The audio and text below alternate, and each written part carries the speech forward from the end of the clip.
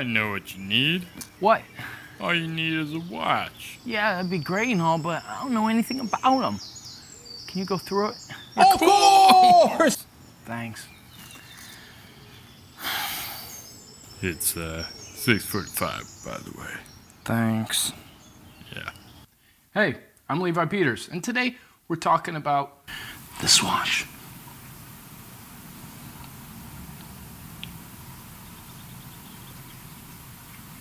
Watch.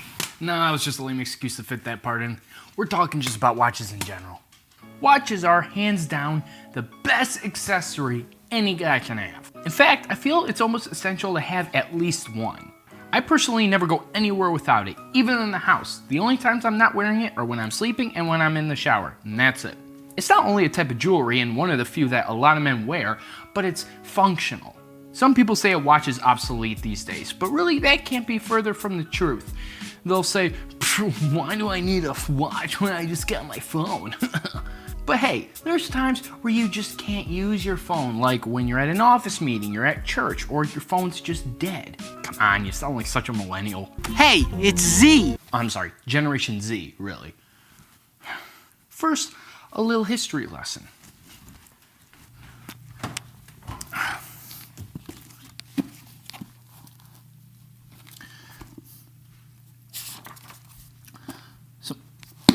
It's just a dumb prop. So mechanical watches were invented in the 17th century, and they evolved from the spring-powered clock of the 15th century. Fun fact, wristwatches were worn exclusively by women, and men wore pocket watches all the way up until the 20th century when men just said, screw it. Good form, bravo! A mechanical movement uses springs to power gears which move the hands on the watch. You have two types of mechanical movements. You have the automatic or self-winding, then you have the manual or hand-wound. For manual watches to work, you have to wind them yourself, and they'll have a power gauge which will tell you how many hours you have until the watch eventually needs to be rewound. An automatic movement uses the movement of your wrist to wind the watch and the gears, which is really cool, I think. And that is the majority of the mechanical watches you will see today. They're going to be automatic. This was the way all watches operated until the late 60s when electric watches were invented, where they use a vibrating crystal to keep time. I forgot to put in the crystals. All of the traditional watchmaking companies were nearly destroyed by this. Seiko, a very well-respected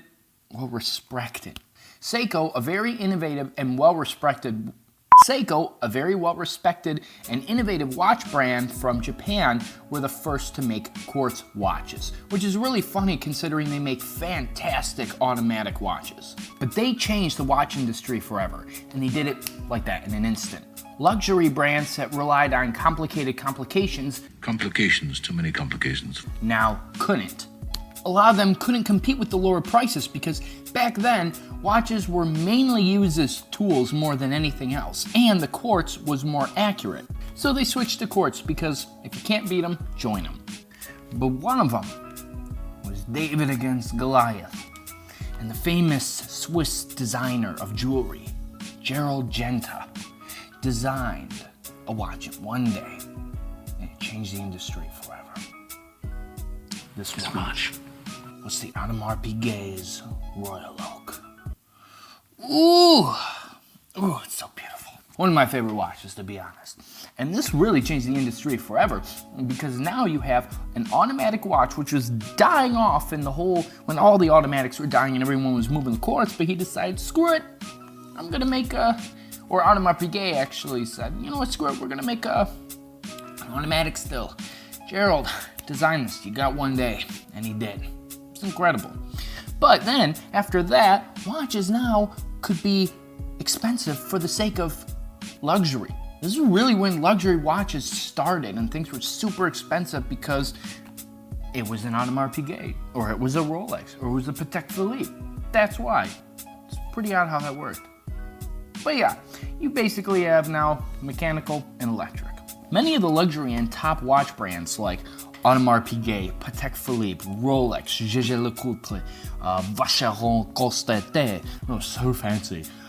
They're all made in Switzerland. So you'll see Swiss made on a lot of these luxury watches, and that is because Switzerland was and is at the forefront of the watchmaking industry pretty much from its inception.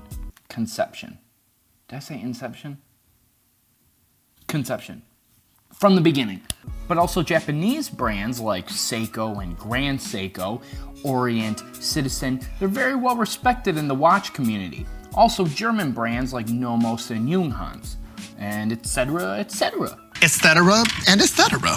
When it comes to watch movements, this is the most important because you can have two very nice looking watches, but one will last you only a few months and the other will last you and your grandkids' lifetime.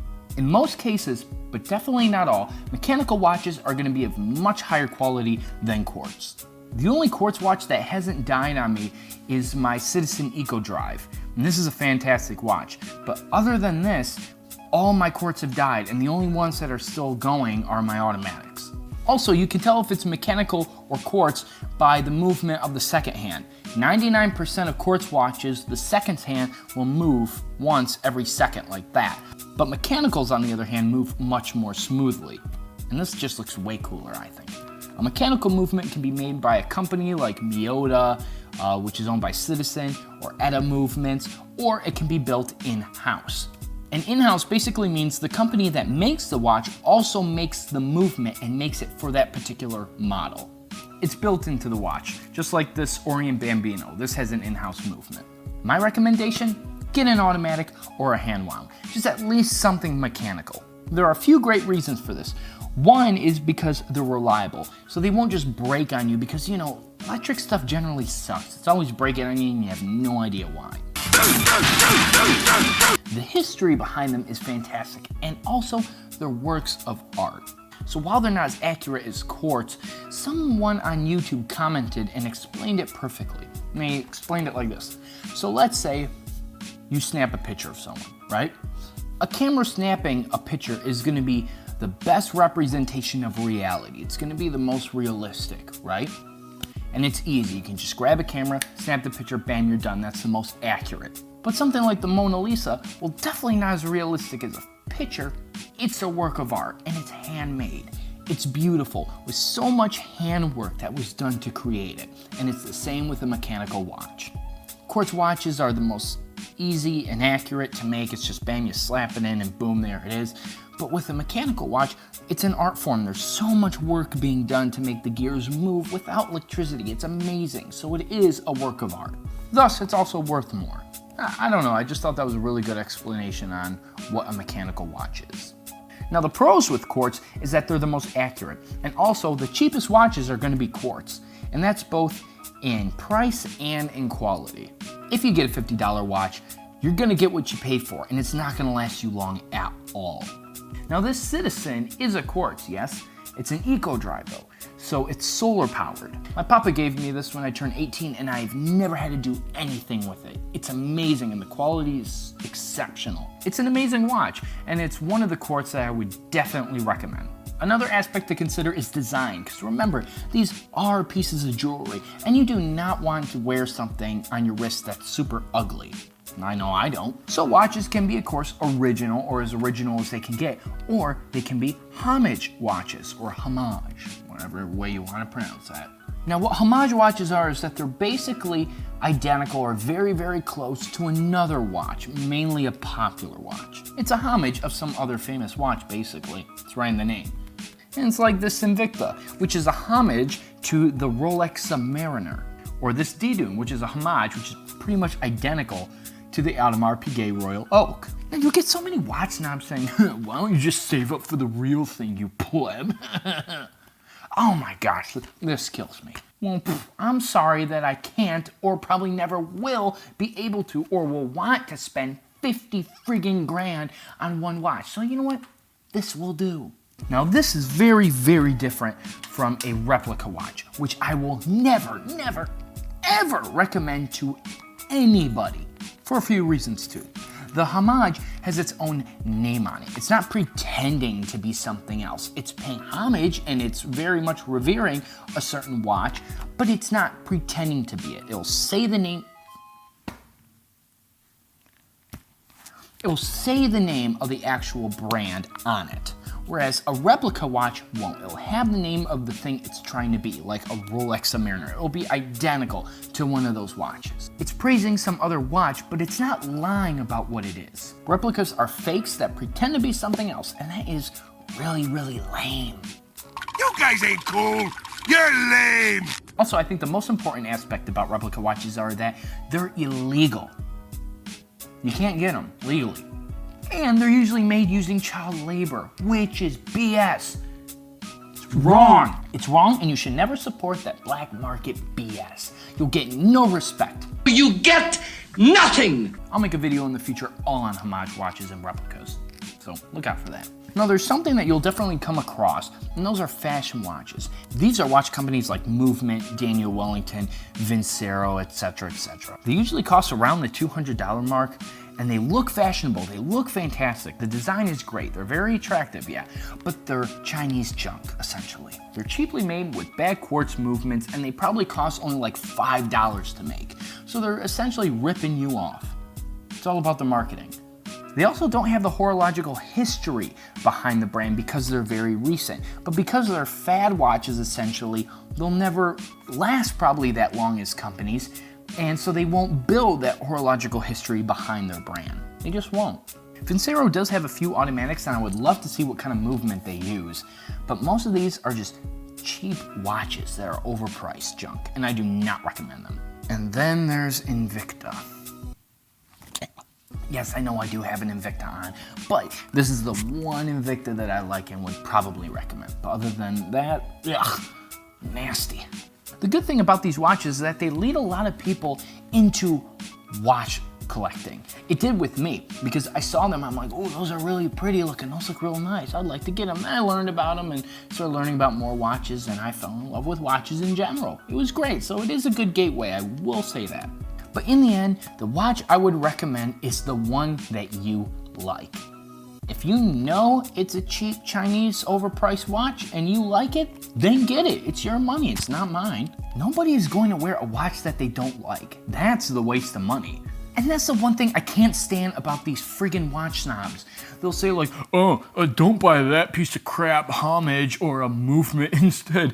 Buy the Seiko SKX. Now, just for the record, I really love this Seiko SKX. I'm just using it as an example. But it's like, really, dude? Not everyone has your taste in watches. You twat. You just sound like some out-of-touch old fart. And half of you goons recommend the ugliest looking watches anyway. Not everyone cares that much for the Movement, man. Most of these people are just buying it because it looks nice. Not everyone likes their watches enough to have sex with them. So if you're gonna recommend an alternative, make sure you pick one that looks the same. Otherwise, shut your trap and take your shit somewhere else. Good day, sir! I'm actually glad I got that off my chest. I've been wanting to say that for a while. Oh, and one last thing to know. If you see a watch that you like, but you don't like the look of the strap at all, even if it's a metal bracelet, don't disregard it at all, because you can always swap it out for a new strap. It'll change the entire look of your watch, and I've done it with most of my watches already. These three have been switched out already, and for not much at all. These Perlon straps are really, really cheap. This Perlon strap was under $10, I believe, and this one was just a little under $20. Personally, I think this one by Hewlett is worth it because the quality on it is way better. I'll have the link in the description below so you can check them out. This one my brother got for me from Joma Shop, and it's beautiful, and it was only like $25, I believe. But it didn't include the buckle, which is okay because I wanted to put on a butterfly clasp on it. And these are relatively inexpensive. Again, I'll have the link in the description. The great thing about butterfly clasps is that not only do they look cool, but they're easy to put on and off. And the strap doesn't wear out because you're not constantly poking the hole. That's what she said! Just make sure you know the lug width of your watch before you buy a strap, because they all come in different sizes, so you want to make sure it fits. Or if you're buying a buckle or a butterfly clasp, make sure you know the width in millimeters of your strap where it's going to be placed, because a lot of straps, they taper down, so you want to know the exact millimeter width just so you don't have to waste your money. So yeah, I think I covered all the basics. Are you good now? Yes, sir. Now that I got a watch, I don't have to worry about my phone dying, and it looks like I got my crap together. Great. Say you have the time? Yeah. It's 8:56. Thanks. This is part of my Style Beginner series, and you can watch that from the beginning if you click right here. You'll see the whole playlist, and I recommend highly that you go and do that. If you like this video, go and gently caress that like button if you did, and subscribe if you're the new guy here. Also, before I take off, in the comments section, right down below, what do you think of fashion watches? Do you like them, or do you think they're trash? Let me know, I'd love to, because as you know, we are, after all, in this together. All right, I'll see your beautiful faces next week. Ciao. Oh, beautiful watches. Ciao. Just like the urban gentry, I recommend this channel. Absolute pure class. Seiko, a very well-respected and